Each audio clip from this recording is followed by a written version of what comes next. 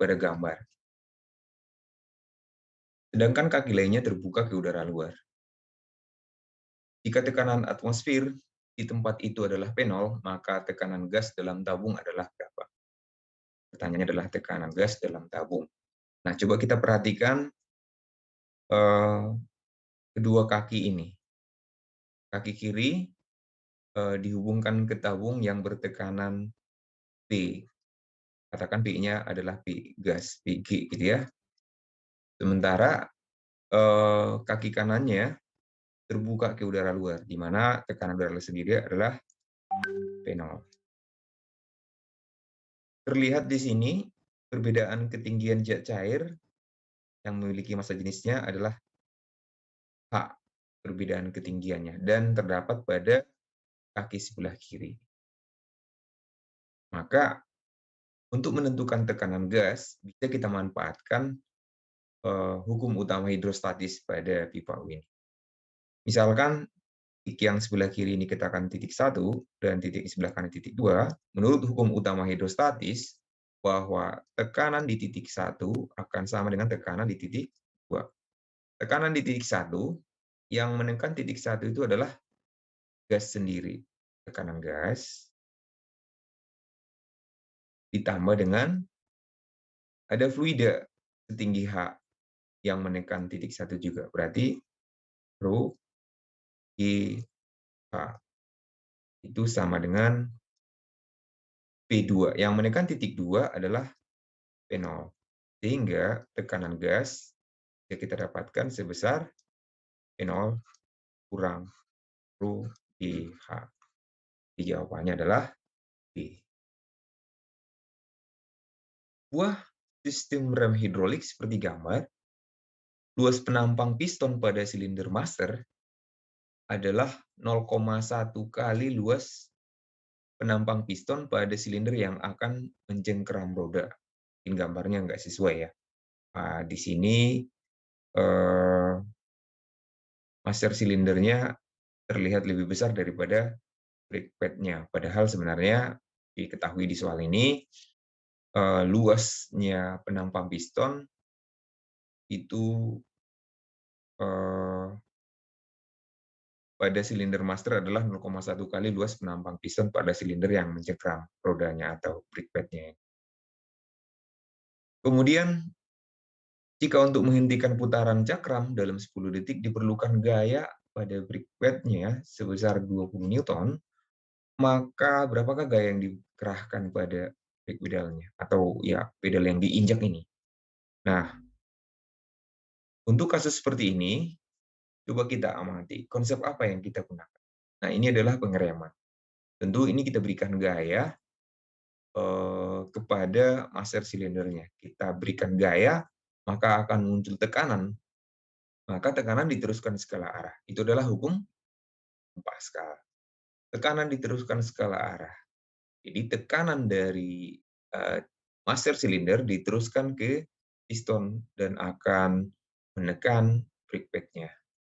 Nah, tekanan yang diberikan pada piston itu sebesar F per A. Katakan F1 per A1 akan diteruskan ke segala arah dengan besar yang sama. Maka di sini juga akan muncul tekanan, yaitu F2 per A2. Ya, gaya di titik 1 yang diberikan berapa agar menghasilkan gaya di brake pad-nya itu 2 Newton. Maka yang dicari adalah F1-nya. Dibagi luasnya, katanya 0,1 kali luas penampang piston pada silinder yang mencengkeram roda. Berarti 0,1 A2 sama dengan F2 yang menghasilkan 2 Newton, itu outputnya dibagi A2. Nah, kalau kita lihat, ini bisa dicoret ya A2-nya, sehingga bisa kita dapatkan nilai F1 yang diberikan cukup 0,2 Newton. Dengan 0,2 Newton akan menghasilkan gaya 2 Newton. Pertama, untuk mengetahui berapa volumenya ini, coba kita gambarkan gaya-gaya yang bekerja pada S ini, ya. Gaya yang bekerja pada es kenapa dia mengapung, tentunya akan ada gaya apung di sini. Gaya apung itu adalah gaya yang diberikan oleh, eee, air laut itu sendiri. Lalu ada gaya-gaya berat. Gaya beratnya ada gaya berat es sendiri, WS, dan ada W beruangnya. W beruangnya. Nah, pada sistem ini kita perhatikan dia dalam keadaan seimbang. Nah, jika seimbang bisa dikatakan sigma F itu sama dengan 0. Sigma F-nya di situ ada gaya ke atas, FA, kurang berat beruangnya, dikurang berat S-nya sendiri, itu sama dengan 0. Nah, gaya apungnya sendiri itu adalah rho air lautnya sendiri dikali G dikali volume S yang tercelup. Oke, itu akan sama dengan W beruangnya sendiri, yaitu M beruang dikali G ditambah WS-nya sendiri, berarti massa S dikali G. Nah, G-nya bisa kita coret, sama-sama bagi G, lalu kita masukkan angka-angkanya. Rho air lautnya adalah 1,1 ini masih dalam gram per sentimeter pangkat 3, yaitu adalah 1.100 kilogram per meter pangkat 3. Rho kali V, berarti rho S dikali volumenya. Rho S-nya sendiri 800 dikali volume S-nya. Baik, kita pindah ruas. Ini coret dulu, berarti ini adalah 880 volume S dikurang 800 volume S-nya sendiri sama dengan 80.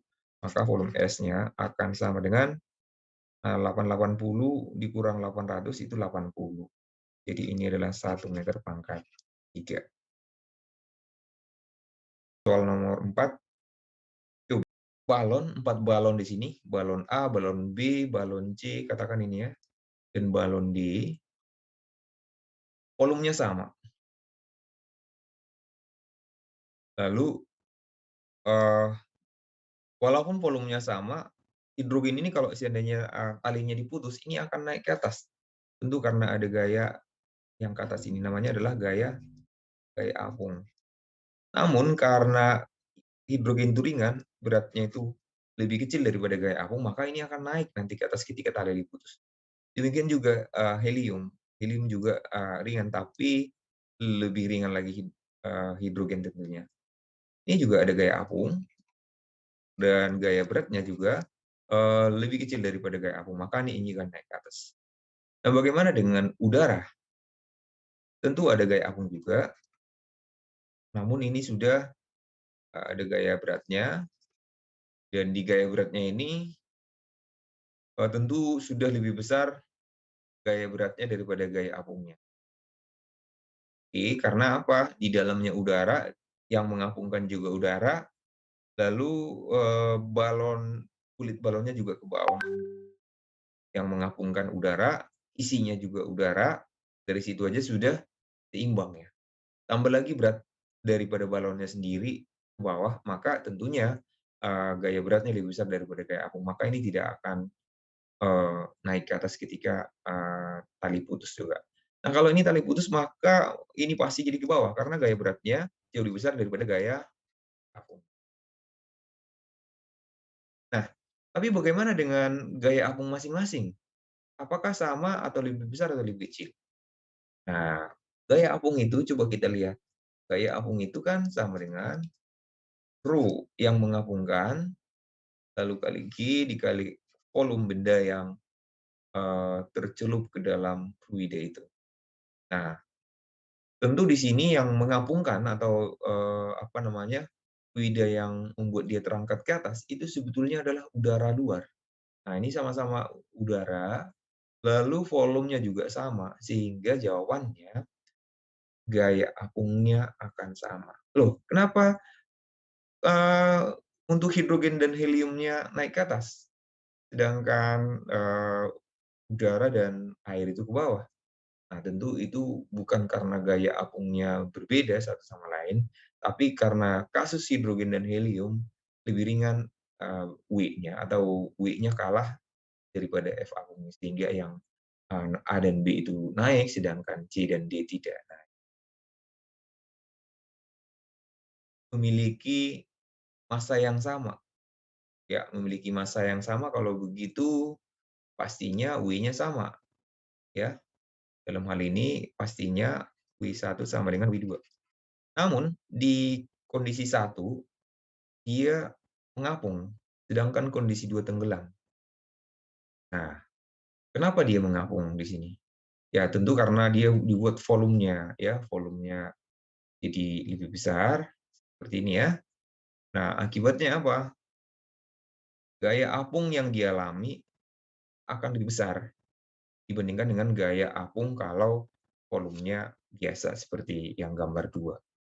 Nah, dalam hal ini karena yang satu mengapung, yang dua tenggelam, berarti otomatis gaya apung satu pasti lebih besar daripada gaya apung 2. Kalau gaya apung 2 tidak sanggup dia mengapungkan W-nya, ya, tidak sanggup, makanya tenggelam. Dalam kasus 2 ini berarti W lebih kecil daripada W lebih besar daripada F apung 2, atau F apung 2 lebih kecil daripada W. Nah, ini benar. Sementara F apung 1 dalam hal ini seimbang ya. Nah, F apung 1 dan W tentunya kalau seimbang itu sama. Apung 1 sama dengan W. Lalu bagaimana dengan F apung 1 dan F apung 2? F apung 1 pasti lebih besar daripada F apung 2. F apung 1 sanggup melawan W, sedangkan F apung 2 tidak sanggup melawan. Jadi jawabannya adalah 2, 4, dan 5. Melayang, artinya sudah masuk semua ke dalam fluida itu. Sedangkan M5 sudah tenggelam. Nah, maka prediksi coba M1, M3, dan M4-nya kemana? Nah, kalau M2 itu lebih besar daripada M1, M1 lebih ringan daripada M2, M2-nya sudah tepat dia melayang, maka M1 pasti masih mengapung pastinya. Jadi peristiwanya kalau nggak gambar 1, gambar 2, gambar 3, gambar 4 dan 5 pasti salah. Lalu bagaimana dengan posisi 3 dan 4? Nah, begini, setelah kondisinya sudah melayang, sementara M3 dan 4 lebih besar daripada M2, otomatis M2 aja sudah melayang, hampir tenggelam, maka kalau M3 lebih besar sedikit aja dari M2, sudah pasti tenggelam. Maka jawaban yang paling tepat adalah 3 kotak berikut identik. Jadi ketiganya identik. Berarti kalau identik pastinya beratnya pasti akan sama ya. Ada 3 di sini, W karena identik ya, E. Lalu gayanya yang ke atas ini kenapa bisa mengapung, itu karena ada gaya apung tentunya, F apung 1, F apung 2, dan F apung 3. Ya. Pernyataan yang benar adalah bagaimana? Kita perhatikan. Yang pertama, gaya apung atau gaya Archimedes yang dikerjakan oleh ketiga fluida bernilai sama. Apakah itu? Pertama, kita lihat dulu. Ini kan kondisinya dalam keadaan mengapung dan seimbang tentunya. Nah, kalau seimbang, itu berarti F apung 1 sama dengan W, F apung 2 juga sama dengan W, F apung 3 juga sama dengan W. Nah, W1, W2, W3 ini sama karena identik. Kalau begitu, F apung 1 akan sama dengan F apung 2 akan sama dengan F apung 3. Jadi, 1 adalah pilihan yang benar. Kan nomor 2 dan nomor 3 pasti salah. Bagaimana dengan nomor 4? Nah, karena ini kondisinya semuanya mengapung, maka pastinya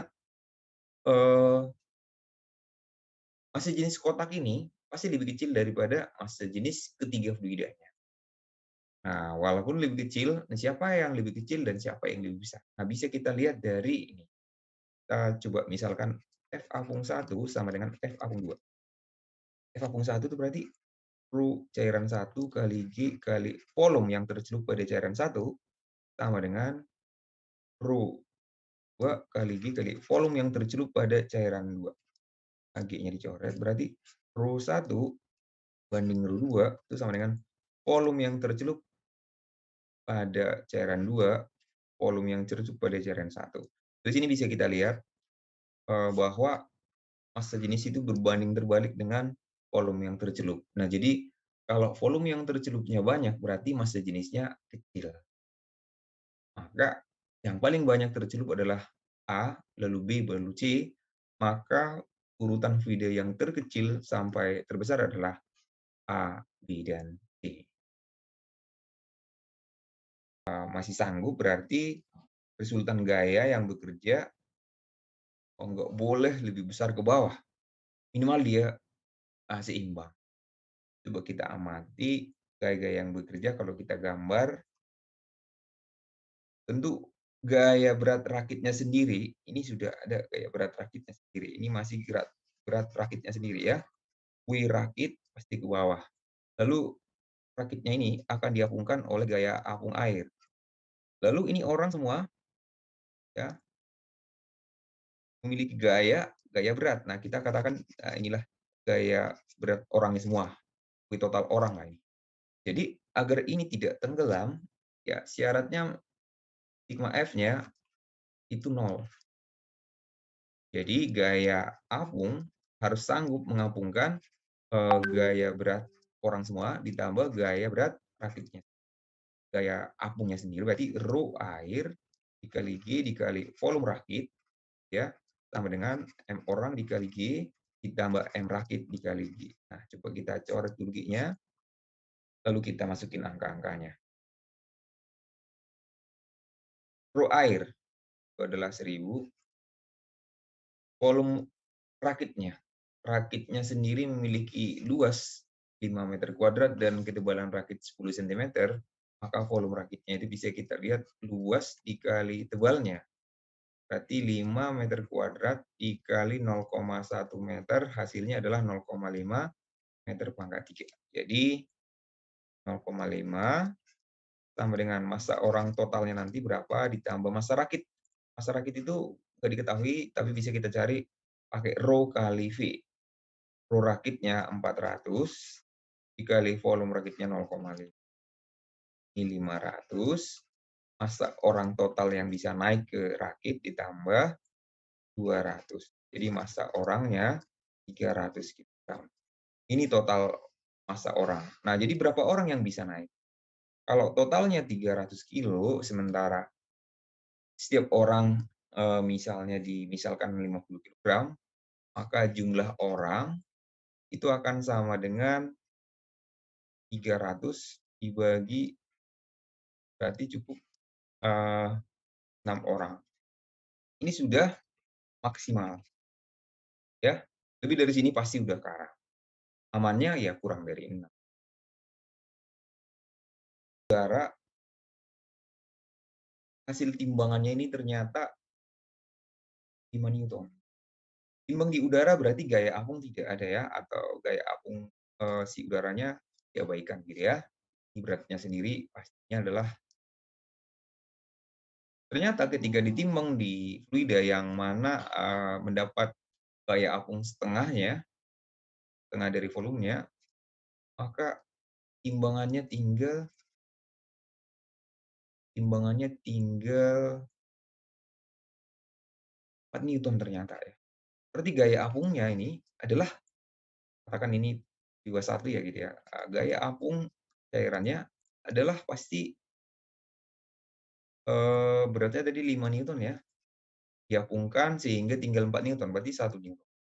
Lalu kalau dicelupkan semuanya ke cairan B, cairan F apung 1, F apung A lah ini ya, ini W, lalu ternyata terbaca 2 Newton.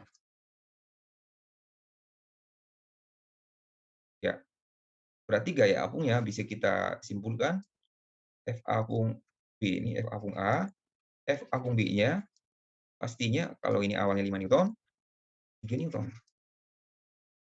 Pertanyaannya, berapakah perbandingan massa jenis cairan A dan massa jenis cairan B?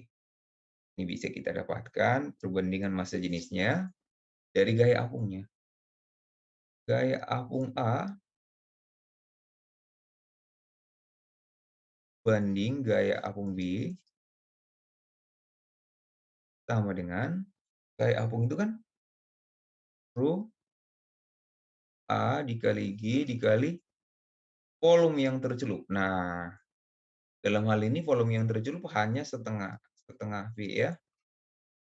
Sedangkan di cairan B, rho B kali G dikali volume yang tercelup adalah V. Nah, kita dapatkan F apung A banding F apung B adalah 1:3. 1:3 sama dengan V-nya dicoret, V-nya juga dicoret, setengah rho A dibanding rho B. Oke, ini coba pindah ke sana sehingga jadi 2:3 akan sama dengan rho A banding rho B. Jadi rho A banding rho B adalah 2:3. Timbangan ketika di udara menunjukkan angka 50 newton. Lalu bendanya dicelupkan ke dalam jet cair, maka tentunya jet cair akan terdesak sebanyak volume daripada benda ini. Nah, ternyata di sini didapatkan volume benda volume cairan yang pindah di sini adalah 2 kali 10⁻³ meter pangkat 3. Ini volumenya. Volume yang terdesak oleh si benda ini. Jadi volumenya akan sama ya, terdesak. Pertanyaannya, besar gaya apung, lalu skala timbangan sekarang, pastinya skala timbangannya akan berubah karena gaya apungnya sudah ada di sini ya. Gaya apung, ada gaya berat. Nah, kalau di sini tadi kan gaya apung nggak ada karena masih belum masukin ke dalam jajar. Nah, awalnya 50, nah sekarang karena ada gaya apung pasti lebih kecil dari 50. Itu berapa? Nah, cari dulu gaya apung. Berat air yang ada di wadah ini berapa? Yang tumpah ini. Bisa kita cari. Berat air yaitu massa air kali G. Massa air itu berarti apa? Rho air dikali volume air dikali G. Rho airnya 1000, volume air yang tumpah itu 2 kali 10⁻³ kali 10. Berarti berat air yang tumpah itu adalah 20 newton. Nah, menurut hukum Archimedes bahwa gaya apung yang diberikan kepada suatu benda tersebut sebesar berat jet cair yang dipindahkan. Jadi gaya apungnya otomatis sama dengan berat jet cair yang ini. Berat jet cairnya adalah 20 newton. Nah, kalau beratnya tadi 50 newton, lalu diapungkan 20 newton, maka terbaca pasti tinggal 30. Karena gaya apungnya tadi berapa? Ton dan berat sebenarnya adalah. Jadi jawaban yang paling tepat adalah gaya apung 20 newton, berat air 20 newton, dan timbangannya menjadi kemudian jawabannya adalah 1,4 dan apa yang menyebabkan dia bisa naik ke atas? Ya, coba kita lihat ada gaya adhesi dan kohesi. Gaya kohesi adalah gaya tarik-menarik antar partikel sinis, yaitu partikel air dengan air, misalnya. Sedangkan adhesi, gaya tarik-menarik antar partikel tidak sinis, yaitu gaya antara airnya dengan pembuluh-pembuluhnya. Katakan pembuluh silem atau pembuluh fluent. Jadi gaya tarik-menarik antara pembuluh-pembuluhnya ini atau pipa kapiler pada akar-akar ini terhadap air, kenapa bisa naik? Tentunya karena gaya tarik-menarik antara air dan pembuluh kapiler lebih besar daripada gaya tarik-menarik air dengan airnya, sehingga dia akan otomatis naik ke atas. Nah, seperti ini penjelasannya kira-kira. Eee, Perhatikan air di sini akan jadi meniskus cekung. Kenapa? Karena lebih kuat tarikan si dinding ini daripada tarikan si, apa namanya, partikelnya sendiri. Partikel air sendiri kan ada gaya tarik-menarik antara dia, tapi lebih kuat tarikan antara air dan dinding. Makanya dia, permukaannya akan cekung. Nah, karena inilah makanya air itu bisa naik ke atas. Nah, berarti jawabannya adalah adanya adhesi dan kohesi, di mana adhesi lebih besar. Tarikan antara akar-akar atau pembuluh-pembuluh terhadap air lebih besar dibandingkan tarikan antara air dengan air. Jadi adhesi lebih besar dari kohesi. Kemudian tentu ada tegangan permukaan yang diakibatkan oleh gaya adhesi kohesi. Kemudian meniskus cekung akibat daripada gaya adhesi lebih besar daripada kohesi. Maka jawabannya adalah 2, 3, dan 4.